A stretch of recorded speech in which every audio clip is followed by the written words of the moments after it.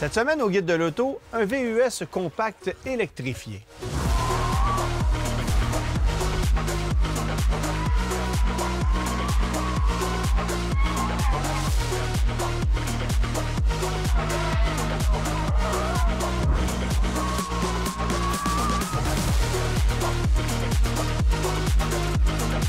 Le Guide de l'auto, une présentation des huiles moteurs Total Énergie et par Anti-Rouille Métropolitain, recommandé par CAA Québec.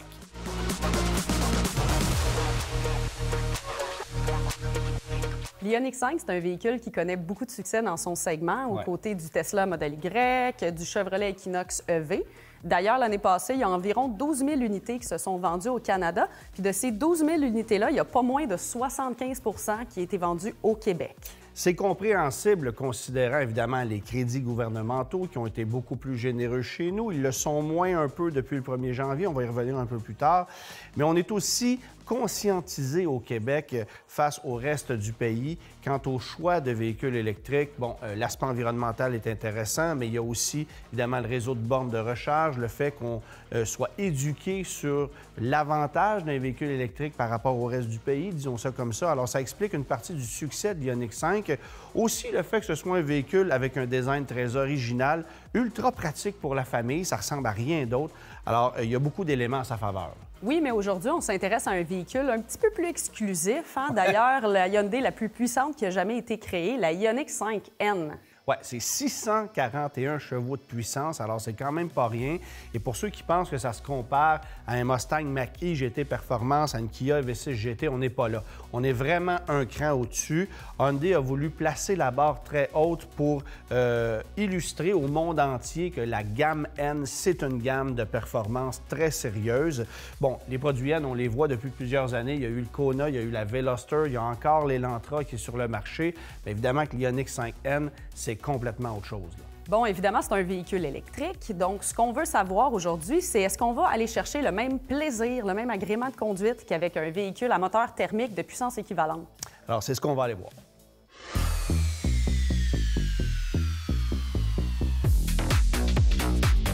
D'ordinaire, les gens vont se procurer une Ioniq 5, peut-être par passion, mais surtout parce que c'est un véhicule 100% électrique, polyvalent, original au niveau du design et qui répond aux besoins d'une grande majorité d'automobilistes. D'ailleurs, c'est un véhicule qui connaît un succès fulgurant sur le marché du Québec depuis son arrivée en 2022. Mais avec l'Ioniq 5N, c'est complètement différent. On s'adresse à une toute autre clientèle, celle qui cherche la performance ultime dans une voiture électrique sans débourser des sommes aussi faramineuses que ce qu'on devrait payer pour une Porsche Taycan, par exemple. Mais pour vous donner une idée de ce qu'on a ici comme machine, il faut comparer le rapport poids-puissance et les performances d'une Ioniq 5N avec celle d'un Lamborghini Urus. Rien de moins. C'est 601 chevaux jusqu'à 641 chevaux avec le N-Grid Boost, un bouton orange qui est placé sur le volant et qui vous permet d'optimiser la puissance pour une durée de 20 secondes. C'est un véhicule qui pèse quand même 2205 kg. Alors, c'est pas un poids plume, mais les performances sont vraiment radicales. Et il y a beaucoup de compromis à faire avec un véhicule comme celui-là. Sachez-le, d'abord, le confort est sérieusement affecté. L'autonomie également, puisqu'elle passe de 435 km avec une Ioniq 5 à 4 roues motrices régulières à 356 ici, ce qui n'est pas très impressionnant pour une voiture dont la taille de la batterie est à 84 kWh. Mais les performances, elles, sont très impressionnantes.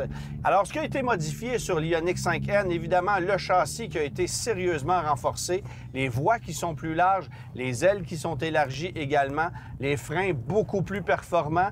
On a des pneus de taille P275 35R21. Donc, ça ne sera pas facile de trouver des pneus de remplacement pour cette voiture-là. Et croyez-moi, vous allez les remplacer quand même assez vite parce que des pneus de haute performance sur un véhicule de plus de 2200 kg, ça fond comme neige au soleil. Bref, on a modifié tous les paramètres de ce véhicule-ci pour en faire une véritable machine de performance. 2 moteurs électriques et c'est bon pour un exercice du 0-100 km/h en 3,4 secondes seulement. On est dans le territoire d'une voiture exotique, là, littéralement. Ça vous replace un estomac, sachez-le. C'est vraiment une voiture impressionnante. Et on ne pourrait pas croire que Hyundai a développé un véhicule comme celui-là. On ne pense pas nécessairement à Hyundai lorsqu'il est question de performance. Mais là, on nous prouve que cette voiture-là est vraiment capable. Et pour pousser la note un peu plus loin, on a évidemment demandé à la personne qui connaît mieux que quiconque le circuit de Mécaglisse de la mettre à l'essai pour voir tout ce qu'elle a dans le ventre.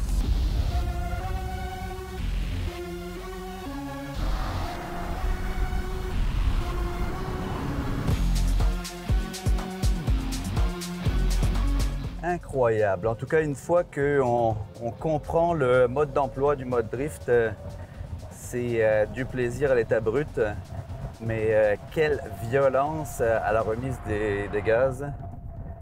Ça va pas être donné à monsieur et madame tout le monde de maîtriser cette voiture-là justement en pleine action. Alors, on s'est mis en mode N-Torque distribution. On va voir maintenant, sans le mode drift, les réactions du véhicule, l'équilibre, l'agilité. Ça accélère effectivement. Par contre, on sent quand même beaucoup de mouvements de caisse. Les freins sont puissants, mais ça pourrait être encore un petit peu optimisé. Mais les accélérations en sortie de virage sont assez foudroyantes. En fait, le véhicule cherche à passer la puissance au sol, ce qui est vraiment un challenge. Quand même une lourdeur du train avant, on ne se le cache pas. Oh, on a failli manquer de frein. Donc l'endurance au niveau des freins, c'est sûr que pour quelqu'un qui va l'utiliser sur piste, on risque peut-être de manquer un petit peu d'endurance. Il faut être poli sur l'accélérateur et la remise des gaz. Frank, savais-tu que tu allais repeindre ta piste à ce niveau-là? Non, d'ailleurs, j'ai arrêté, pas pour rien, après quelques tours, parce qu'effectivement, ça trace noir pas à peu près. C'est quoi tes impressions? Le premier mot qui me vient à l'idée, c'est violence. C'est incroyable. Pas forcément toujours dans le bon sens, mais c'est vraiment un diamant brut. C'est une auto qui est très lourde. Moi, c'est sûr que c'est une voiture que j'aime au niveau de la technologie qu'elle propose pour le prix qui en est demandé par rapport à des voitures exotiques. Mais en même temps, je trouve pas que c'est une voiture qui est à mettre entre toutes les mains. C'est dangereux tellement c'est puissant. Non, effectivement. Écoute, ça prend un pilote professionnel pour chauffer ça. Le mode drift, on l'a vu, c'est tellement réactif. Il faut être au quart de tour au niveau des réflexes, c'est certain. Je te regardais, là, les transferts de masse là, ici dans la courbe. Là. Ah oui. Tu voyais la caisse bouger comme ça. C'est Ouais. lourd, là, ce véhicule-là. C'est lourd, on le sent effectivement, ce phénomène de lourdeur. Autant niveau suspension, on voit le transfert, comme tu disais.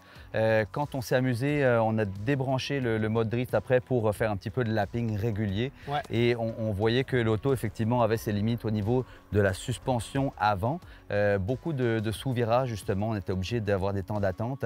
C'est certain qu'on était aussi à la limite au niveau des freins, et puis ça en quelques tours. Donc, quelques tours seulement? J'ai dûu calmer le jeu pour faire refroidir un petit peu les freins parce que on a failli manquer de frein effectivement en l'espace de 3-4 tours. Bon, évidemment que c'est un circuit où ils sont surexploités, là, Oui. de par la façon dont c'est tracé. Est-ce que tu trouves qu'on a réussi justement à se rapprocher des sensations d'une voiture à moteur à combustion qui serait plus légère, par exemple? Oui et non. Franchement, le côté lourdeur empêche quand même le côté dynamique de la chose. Donc, il y a beaucoup d'accélération, c'est certain. On est en train d'ouvrir les yeux de plus en plus, on accélère. Une chance d'ailleurs qu'il y a le heads-up pour te donner la vitesse parce que tu n'as aucunement le temps de regarder ton compteur de vitesse, Ouais. je te rassure. Là. Mais c'est vrai que ça va être honnêtement une usine à tickets si on commence à exploiter cette voiture. Donc, oui, il va falloir un circuit fermé, il va falloir prendre de l'expérience, mais il va falloir optimiser quand même certaines choses pour les plus sportifs. Là. Donc, tu me dirais que c'est beaucoup plus impressionnant au niveau puissance qu'au niveau dynamique de conduite. Exactement, exactement.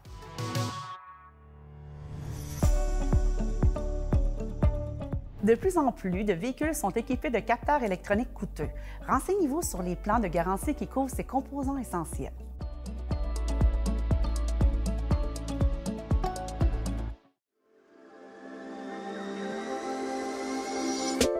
Les huiles minérales disparaissent, remplacées par des huiles synthétiques plus performantes. Avec des moteurs plus compacts, tournant à haut régime et produisant plus de puissance, des huiles résistantes à haute température sont essentielles pour garantir leur protection selon les intervalles recommandés. Même les moteurs plus anciens Passer à une huile synthétique ne pose aucun problème, sauf en cas de défaillance préexistante. Pour trouver l'huile idéale pour votre véhicule, essayez Lube Console de Total Energy.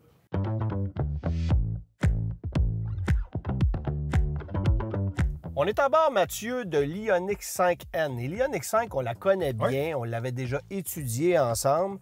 On voit qu'il y a des évolutions, mais la beauté de cette sportive-là, c'est que ça reste un véhicule pratique. 770 litres de volume cargo, sauf que ce qui nous intéresse ici, c'est surtout les changements qui ont été apportés à cette version N qui font en sorte qu'à bord de la voiture, bien, on ne se sent pas dans une Ioniq 5 traditionnelle. Complètement. En fait, on est littéralement à bord d'une voiture sport.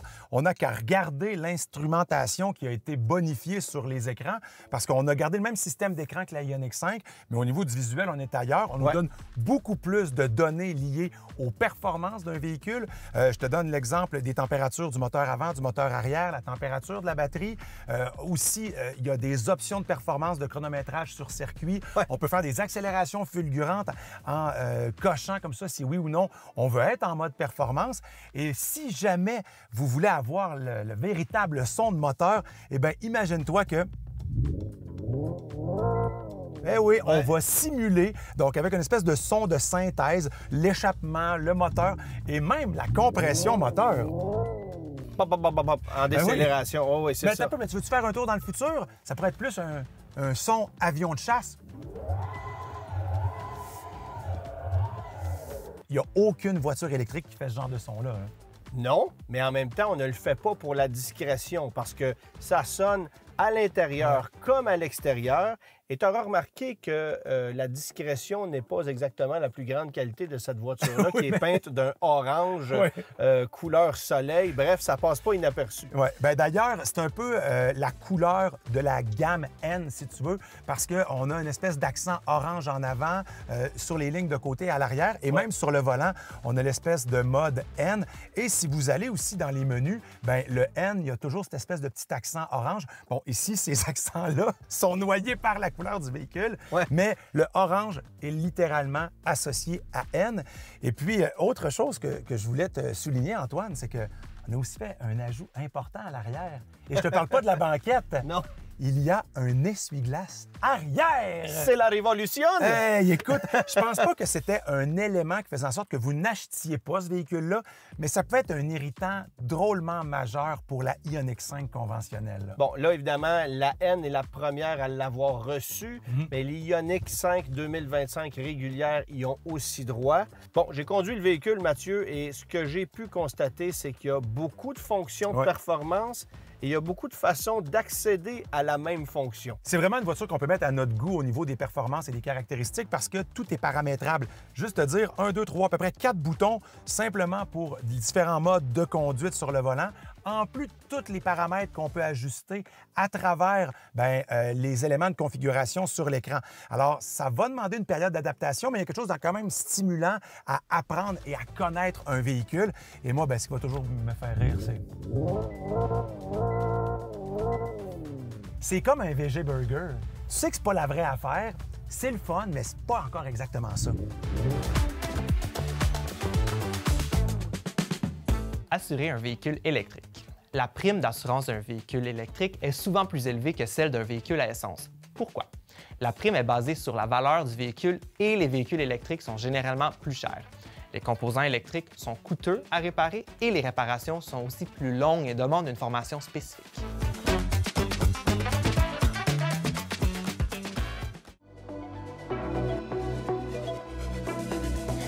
La Ioniq 5N, c'est une de mes voitures coup de cœur des récents mois. C'est une voiture électrique qui est très puissante, qui est aussi très dynamique. On parle de 600 jusqu'à même 641 chevaux avec l'activation de la fonction Boost. Mais surtout, c'est la voiture électrique qui est la plus engageante à conduire. Pourquoi? Parce qu'elle réplique ou qu'elle simule les sensations que l'on éprouve au volant d'une voiture sportive à moteur thermique équipée d'une boîte à double embrayage. Donc, on met les choses au clair. Elle est animée par 2 moteurs électriques qui tournent jusqu'à 21 000 tours minute. Et pourtant, lorsqu'on est à son volant et qu'on regarde le tachymètre, on voit une zone rouge à 8 000 tours et on a des paliers de changement de vitesse au volant, comme si la voiture était équipée d'une boîte de vitesse. Évidemment, il n'y a pas de boîte de vitesse, il n'y a pas de zone rouge sur cette voiture. Tout ça, c'est factice, tout ça, c'est artificiel. Et lorsque l'on accélère, par exemple, et que l'on passe les rapports simulés, on sent cette interruption de la puissance en accélération franche. Lors du rétrogradage, on entend cette montée en régime du moteur lorsque l'on rétrograde, exactement comme sur une voiture sportive à moteur thermique. Et c'est ça qui rend cette voiture-là si engageante à conduire. C'est la voiture électrique avec laquelle on fait le plein de sensations. Tout n'est pas parfait. C'est une voiture qui est quand même lourde. Elle pèse 2,2 tonnes métriques, donc la vitesse dans les virages n'est peut-être pas aussi élevée. Mais lorsque l'on conduit sur la route à tous les jours, c'est véritablement celle qui va nous donner le plus d'agrément de conduite au volant, du moins dans le cas des voitures électriques. On sait qu'elles sont toutes rapides en accélération franche, mais celle-ci ajoute cette dimension, ces sensations physiques et auditives qui font en sorte qu'on a presque l'impression d'être au volant, encore une fois, d'une sportive à moteur à essence avec boîte à double embrayage.